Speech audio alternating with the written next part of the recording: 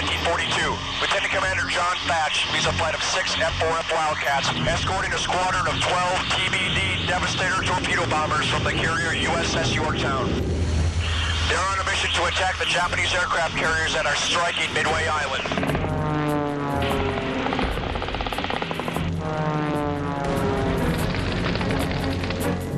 Thatch's division of 4 Wildcats is at 5,500 feet. That's about a mile high and about 3,000 feet above the low-flying torpedo planes.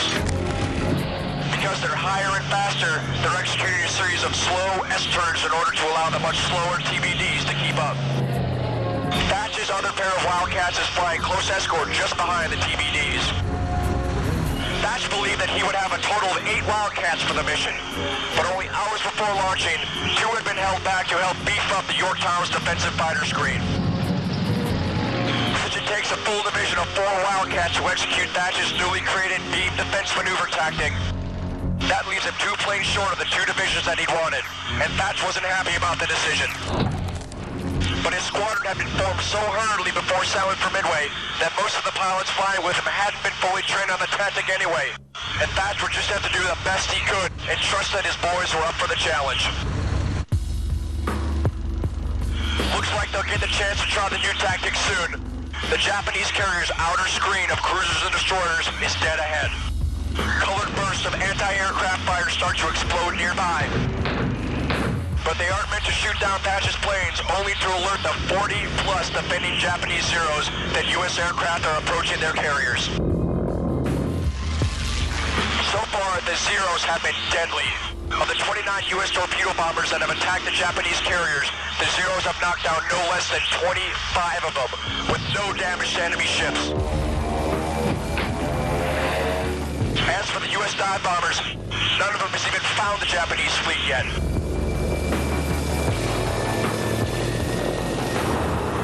And here comes the Zeros, diving down on Thatch's division one by one from high to the rear of the U.S. fighters. Before the Wildcat drivers even see the Zeros, they flame one in Thatch's division.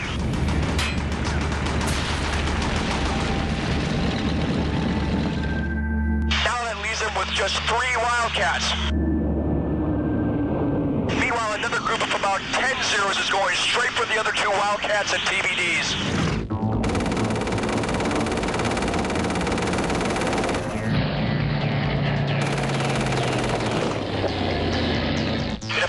Zeros are executing a circle attack pattern on the F4Fs.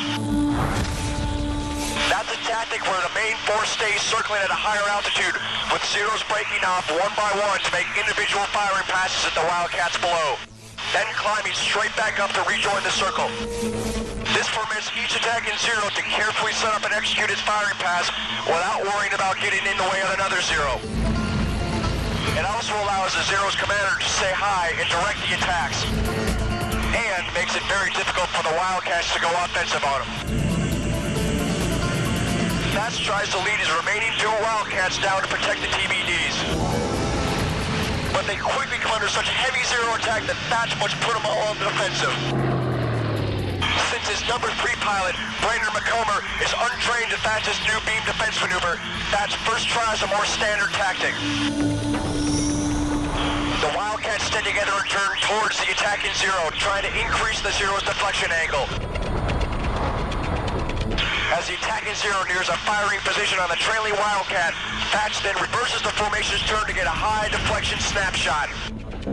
But that Zero's attack is so closely followed by a diving attack from another Zero that Thatch has to react quickly and go back on the defensive. Thatch can't believe what's happening. At this point, he thinks he and the rest of his pilots will get smoked before they even test his new tactics in battle. All Thatch can do is continue the trailing turn as the Zero drivers patiently and expertly continue their circle pattern attacks. The last thing Thatch wanted was to get into a furball with a bunch of Zeros at low altitude. With the Zeros' greater speed and rate of climb, this allows them to totally drive the fight. And as they make pass after pass at Thatch's plane, it's clear that's exactly what they're doing. But look at this. 1-0 is slowing slightly during his pullout. Thatch pounces on the opportunity, quickly turning his Wildcat back towards the attacker and raking him with bullets. The Zero bursts into flames. first kill of the battle, and he didn't even need his new tactic to get it. Section 1 to Wingman. Section 1 to Wingman. Are you still there, Ram? Ram, are you still there? With a slight break in the Zero attacks after Thatch's kill, he has a chance to radio his wingman, Robert Ram Div. I'm right here, boss. Listen carefully, Ram. I want you to pretend you're a section leader and move out to a beam. Way out. Once you do, I want you to initiate beam defense maneuver. Understood? Yes, sir. I'll do my best. Unlike McComber, Dib at least has some familiarity with Thatch's new tactic, and he does just as he's ordered. Dib slides his Wildcat away from Thatch and McComber by about 300 yards. And there they go. Dib begins a slow turn towards Thatch and McComber. At the same time, Thatch leads McComber's Wildcat in a turn towards Dib. This is the first time Thatch's new tactics are being attempted in a real battle. And they better work because here come the Zeros again. At this time, they're out to avenge the comet who just got splashed by Thatch. A Zero is latched right onto the 6 o'clock of Ram Dib's F4F, which is turning towards Thatch and his other remaining Wildcat. Both Dibs' Wildcat and the Zero on the 6 o'clock are heading straight for Thatch. Thatch keeps his cool and fires a long burst at the approaching Zero, whose pilot is so focused on Dib that he doesn't even see Thatch. The Zero finally tries to break away, but it's too late. It bursts into flames and rolls down. That's Thatch's second kill, and the first while using his new tactic. Now the Zeros are being way more cautious. They continue their circle pattern attacks, but instead of following the Wildcats during their weaving turns, each Zero just breaks off after its firing run and climbs up to a higher altitude. Yet with the Wildcats now constantly turning, they can't get a good angle for a gun solution. Looks like Thatch's new tactics are working like a charm.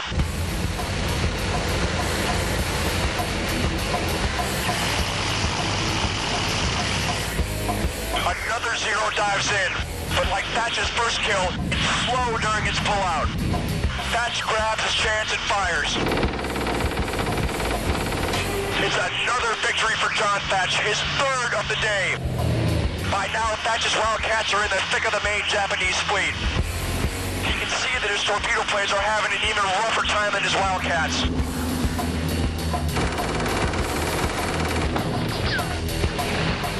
In fact, 10 of the 12 TBDs end up getting down by the Japanese defenses.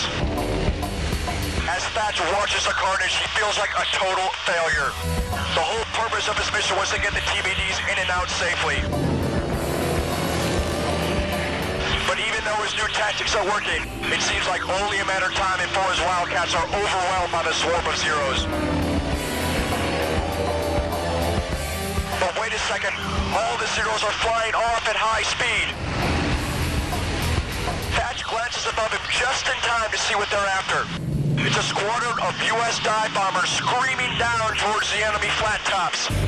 And their bombs are plastering the Japanese carriers.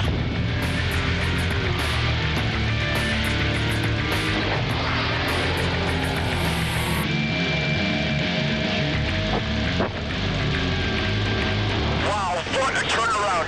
Up until now, Thatch believed that they were losing the battle, and he was right.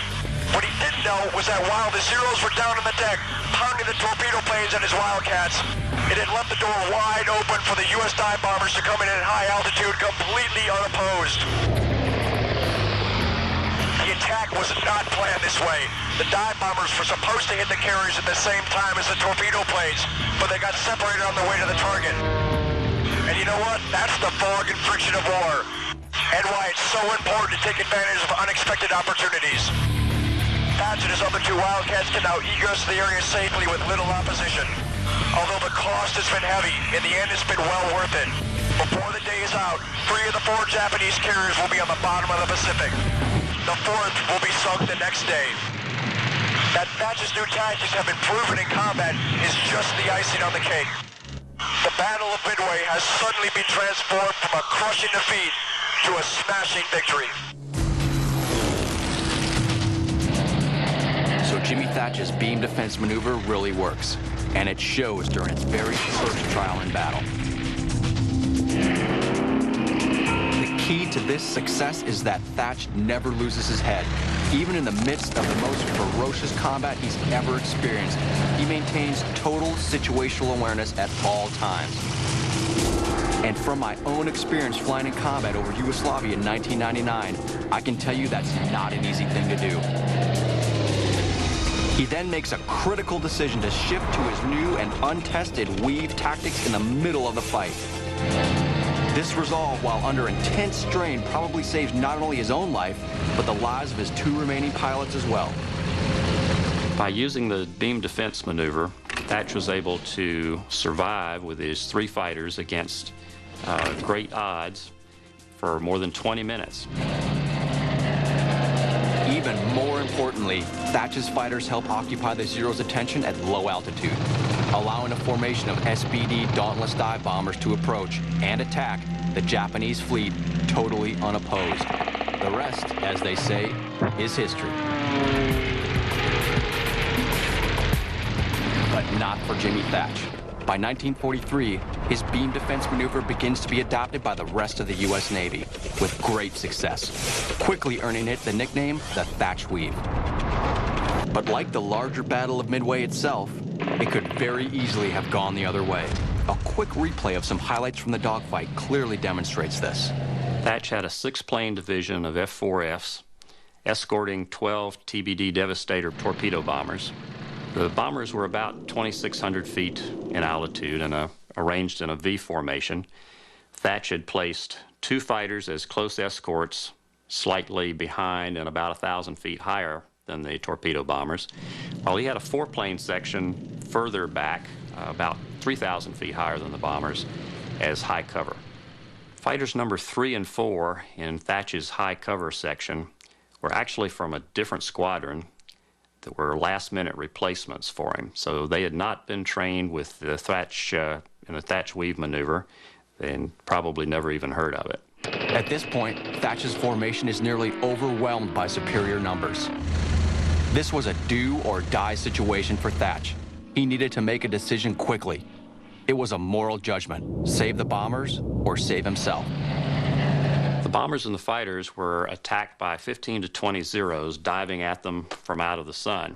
Thatch wanted to dive down to protect the bombers, but he was under attack himself, so his entire division had to turn hard and defend against the Zeros, and they weren't able to help defend the torpedo bombers. During this initial attack, Thatch loses one of his Wildcats to the Zeros. Before he had a chance to try his Thatch weave with 4 planes, one is gone. Now he has to rely on raw instincts and make a move.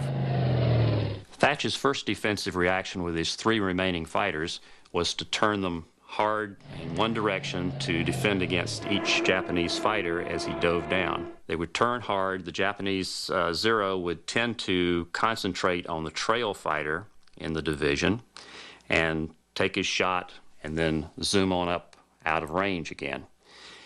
Thatch noticed this, and each time the Zero began to shoot, he would try to reverse his turn and shoot the Zero before he could get out of range. Finally, after several tries, he actually got a kill on one of the Zeros that didn't zoom up quite fast enough. But even though he smokes a Zero this way, Thatch quickly realizes that he and the rest of his Wildcats can't survive long without a change in tactics. It's now time to attempt the tactics he created on his kitchen table. He has no idea if it'll work, but he's run out of options. So he called his number 2 fighter, Dib, on the radio, told him to move out to the beam defense position.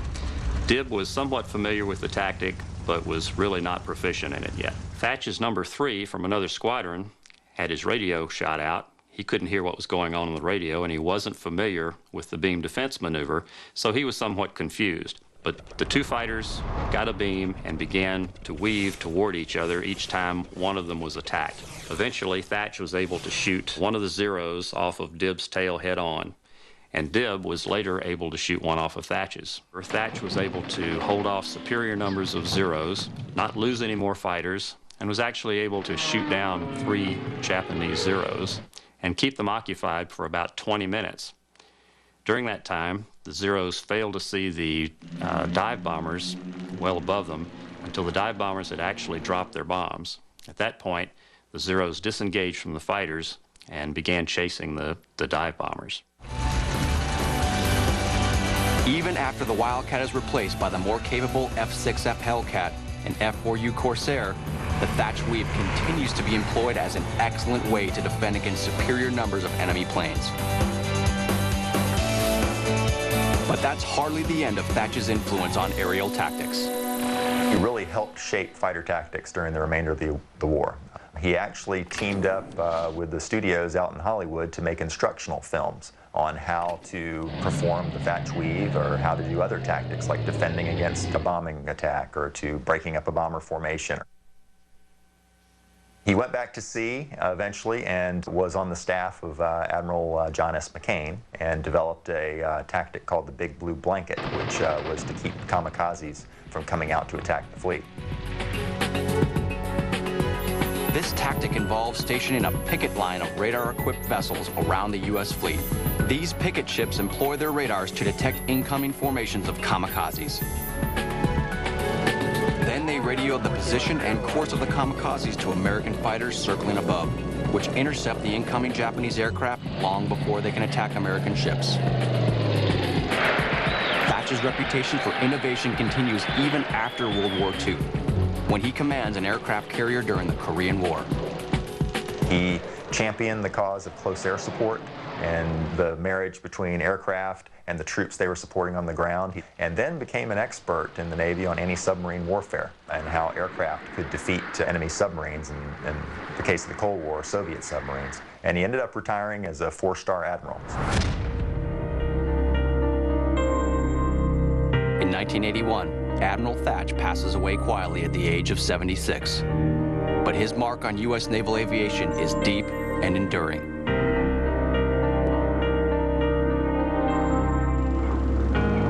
Not only does his Thatch Weave save countless numbers of U.S. aircraft and pilots during World War II, but it continues to be used long after the war is over. And to this day, the John S. Thatch Award is still given to the top carrier-based anti-submarine warfare squadron in the U.S. fleet. And to think, it all started with matchsticks on a kitchen table.